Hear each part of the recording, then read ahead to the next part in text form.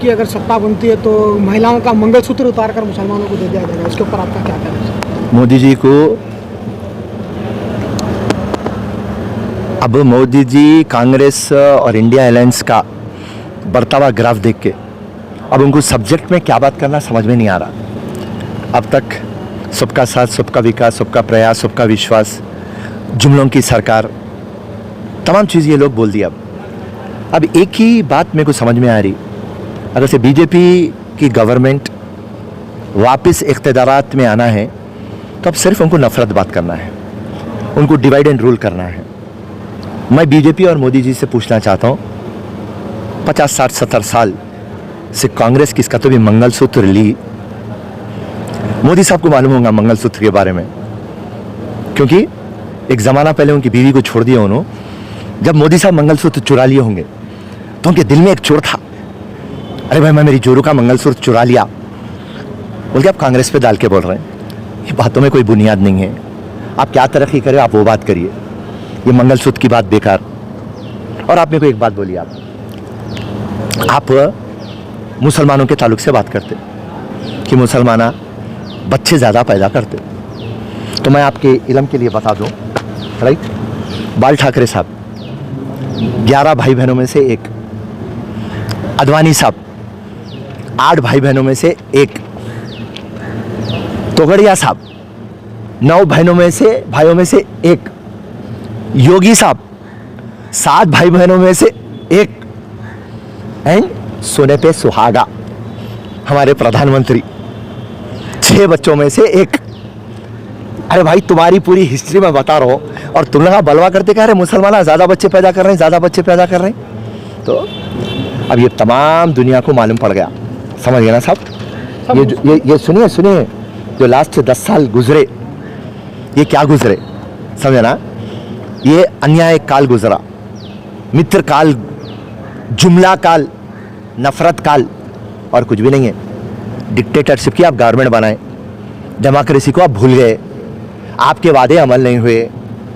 आपको जैसा मालूम पड़ा कि 2 फेज़ों के अंदर कांग्रेस और इंडिया अलायंस को ज़्यादा वोट डल गए, आप आपकी बॉलिंग स्टाइल चेंज कर दिए, आप गुगलियाँ डालना स्टार्ट कर दिए। रही बात खाली आप डेवलपमेंट की बात करना बस।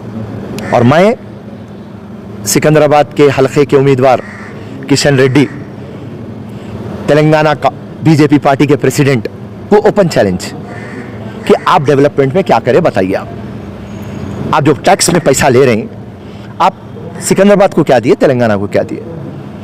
चलिए, कौन सी गली, कौन सी बस्ती को आप डेवलप करें, कौन सा स्कूल, कौन सा कॉलेज आप डेवलप करें? आप कितने नौकरियां दिए, बढ़ती हुई कीमत पे आप कंट्रोल कर सके?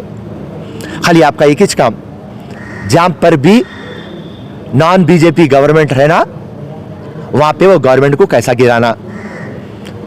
जो बीजेपी का पार्टी का अपोजिट लीडर तगड़ा रहना, उसको ईडी का रेड, इनकम टैक्स का रेड, सीबीआई का रेड, इलेक्शन कमीशन, ये पूरे ऑटोनमस बॉडी को आप यूज करना और उनको कंट्रोल करना। जितने भी सेंट्रल एजेंसीज है उनका पावर आप खींच लिए।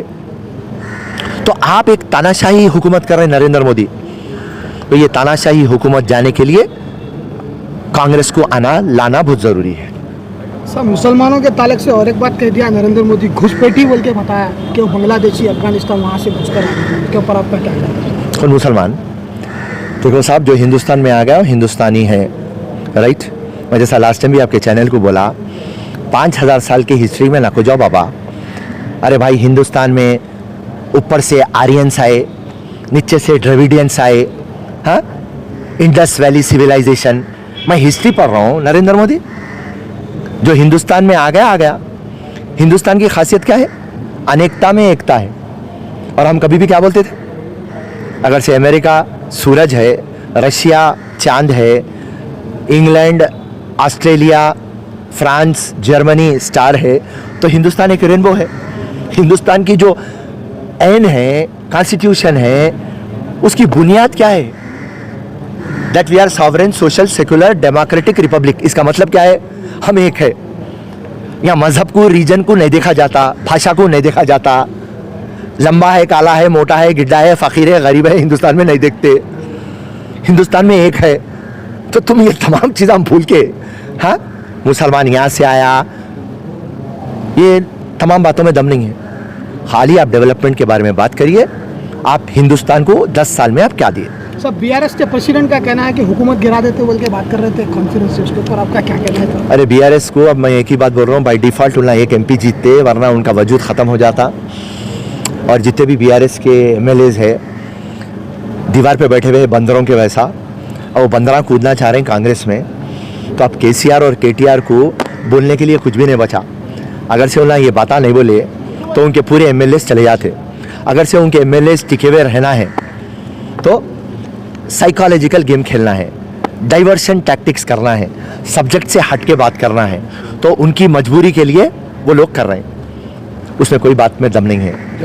कांग्रेस की हुकूमत डे बाय डे मजबूत होते जाएंगी और स्ट्रांग होते जाएंगी। साहब 17 लोकसभा में कितने सीटें जीतने की उम्मीद है आप कांग्रेस? कांग्रेस पार्टी आप लिख लीजिए +11 11 के ऊपर जीतते।